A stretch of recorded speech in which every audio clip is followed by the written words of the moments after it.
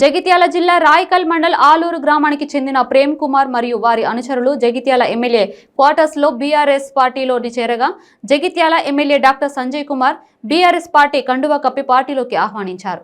ఈ సందర్భంగా ఎమ్మెల్యే మాట్లాడుతూ తెలంగాణ రాష్ట్రంలో ప్రతి గ్రామం పచ్చదనంతో పరిశుభ్రతతో పట్టణాలకు ధీటుగా అభివృద్ధి చెందుతుందన్నారు। కాంగ్రెస్ పార్టీ అధికారంలోకి వస్తే 2500 పెన్షన్ ఇస్తామని జీవన్ రెడ్డి అనడం హాస్యాస్పదంగా ఉందన్నారు।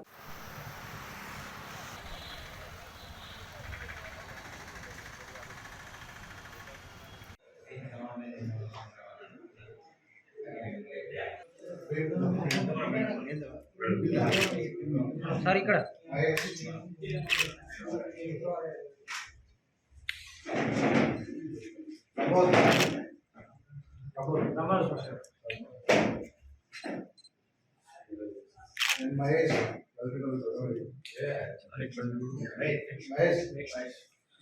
నెక్స్ట్ 1 by 1 వెళ్ళండి, ఒక తర్వాత ఒకరు వెళ్ళండి।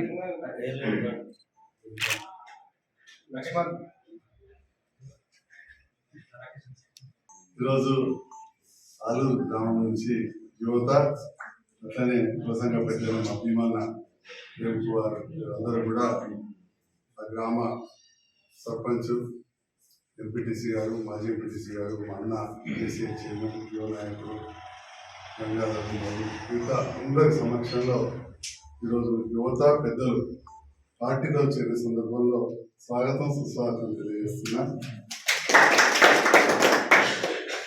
యువత కావచ్చు, మహిళలు కావచ్చు, రైతన్నలు, పెద్దలు, ఉద్యోగ ఉపాధ్యాయులు అందరూ కూడా గుర్తిస్తున్నారు।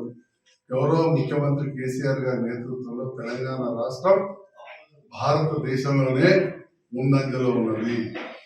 ఇది మనం సగర్వంగా చెప్పుకోవచ్చు। ఎవరికి చూసినా కళ్ళకు కట్టినట్టు కనబడదు। ఇలా మేము ధైర్యంగా చెప్పగలుగుతాం। ఒకనాడు ఇలా మన ఆలూరు గ్రామ రైతులు యువత వచ్చింది, వాళ్ళకి తెలుసు ఒకప్పుడు ఎన్ని వాటర్ పడుతుండే, ఇవాళ ఎన్ని వాటర్ పడుతున్న విషయాన్ని వాళ్ళు చూస్తారు। ఒకనాడు ఒక చెట్టు పెట్టిన వాళ్ళు లేదు, ఉపాధి హామీలో చెట్లు పెట్టడం మీరు చూసింది। వీళ్ళ అక్క చెల్లెళ్ళు, అమ్మలు, బీడీ కార్మికులు ఉంటారు। ఏనాడైనా ఒక్క రూపాయి పెన్షన్ తీసుకున్న ఆడబిడ్డ ఉన్నారు। ఇవాళకి భారతదేశంలో ఎక్కడ ఉండదు। అట్లనే మా భీమా నచ్చాడు, పింఛన్ వస్తుందా అంటే వస్తుంది నాకని చెప్పిండు 2016। మరి ఈ రోజుకు కాంగ్రెస్ కావచ్చు, బీజేపీ కావచ్చు, వాళ్ళు ఉన్న రాష్ట్రాలలో మా భీమా నచ్చి పెద్ద మనుషులకు 2000 పింఛన్ ఇక్కడ అందిస్తున్నారు। కానీ నాకు నవ్వొచ్చింది, ఆ పొద్దుగాలనే పేపర్ చూస్తే, రాత్రి టీవీ కూడా చూస్తున్నాను।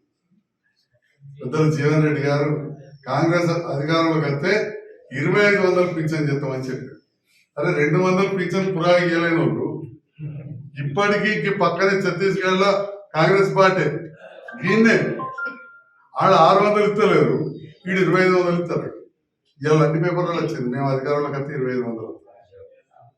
ఈ రకంగా మభ్యపెట్టి వీళ్ళు అటు భారతీయ జనతా పార్టీ తెలంగాణలో బాగా వేయాలని పచ్చి అబద్ధాలు ఆడుకుంటూ ఇవాళ చాలా రకాలుగా ఇబ్బంది పెడతాం। ఇక్కడ మా రాజరెడ్డి అన్న వీళ్ళంతా కూడా కొంత సీనియర్ నాయకులు, యువకులైనా అని గతంలో ఎంపీటీసీగా పనిచేసాడు మా రాజన్న। అప్పుడు ఉపాధి హామీ ఉండేది, కాంగ్రెస్ సర్కార్లో ఉపాధి హామీ ఉండేది। ఏదో కందగల్లా వచ్చారు తప్ప ఎన్నడన్నా 1000 చెట్లు పెట్టిన రోజులు ఇవాళ ఈత చెట్లకి పెడితే నీడనిచ్చే చెట్లు, పల్లెనిచ్చే చెట్లు ఉపాధి హామీలో పెడతాం। ఉపాధి హామీలో మనం వైకుంఠ ధామం డంపింగ్ యార్డ్ చేసుకున్నాం। మరి ఇవన్నీ కూడా పైసలు ఎక్కడికి వచ్చినాయి?